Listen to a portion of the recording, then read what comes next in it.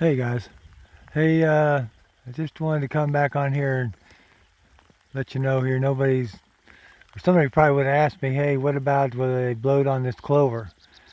And I'm going to let them graze here about 3 hours, and I'm going to push them off.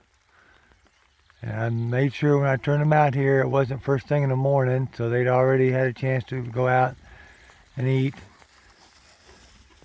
So now it's kind of raining here. A lot of them have left, went back together underneath the tree.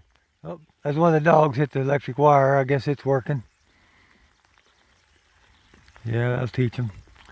So we're going to push these guys off of this clover. I mean, this is really some prime clover here. It's not quite budding out yet. Probably 20% protein along with the oats in it. And we're going to push them off of that. And then tomorrow we'll let them back on it for a little while.